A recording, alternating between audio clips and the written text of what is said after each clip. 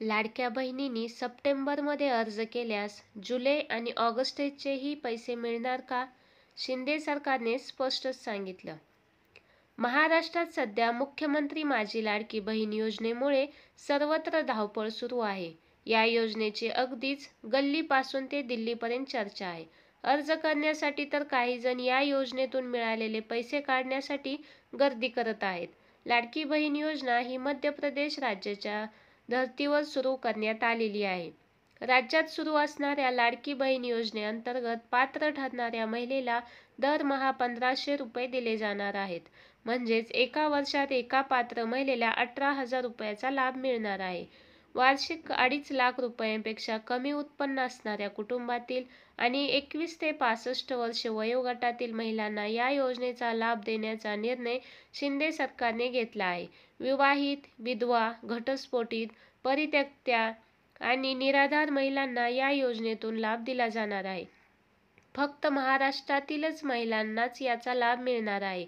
पण ज्या महिला परराज्यात जन्माला आलेल्या आहेत आणि ज्यांनी महाराष्ट्रात अधिवास असलेल्या पुरुषासोबत लग्न केले आहे, अशा महिलांना देखील यासाठी पात्र असतील. या योजनेचा जुलै आणि ऑगस्टमध्ये अर्ज केलेल्या बहुतांशी महिलांना लाभ मिळाला आहे. जुलै आणि ऑगस्टमध्ये अर्ज केलेले पण पैसे न मिळालेल्या उर्वरित महिलांचे अर्ज पडताळणी यानंतर त्यांनाही लाभ मिळणार आहे.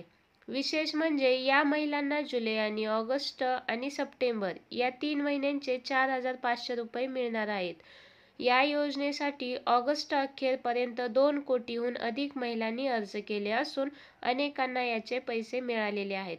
खरं तर या योजनेसाठी 31 ऑगस्टपर्यंत अर्ज करण्याची मुदत देण्यात आली होती. मात्र सरकारने 31 ऑगस्ट ही लाडकी बहीण योजनेसाठी अर्ज करण्याची शेवटची मुदत नसल्याचे स्पष्ट केले आहे. म्हणजेच ऑगस्टनंतरही महिलांना अर्ज करता येणार आहेत. पण आता प्रश्न असा आहे की ज्या महिला सप्टेंबरमध्ये अर्ज करतील त्यांना जुलै आणि ऑगस्टचे पैसे मिळणार की नाही? तर आता याच संदर्भात राज्याच्या महिला व बालविकास मंत्री अदिती तटकरे यांनी गडचिरोलीतून दिलेली आहे. अदिती तटकरे यांनी सांगितल्याप्रमाणे 1 सप्टेंबरपासून नोंदणी करणाऱ्या महिलांना मागील 2 महिन्याचा म्हणजेच जुलै आणि ऑगस्टचा लाभ मिळणार नाही. लाडकी बहीण योजनेसाठी नोंदणी करण्यासाठी 31 ऑगस्ट ही शेवटची तारीख नसून ही योजना यापुढेही सुरूच राहणार आहे. मात्र यापुढे ज्या महिन्यात नोंदणी होईल त्याच महिन्यापासून लाभार्थी महिलांना लाभ मिळेल. म्हणजेच 1 सप्टेंबरपासून नोंदणी करणाऱ्या महिलांना मागील 2 महिन्याचे लाभ मिळणार नाहीत. धन्यवाद.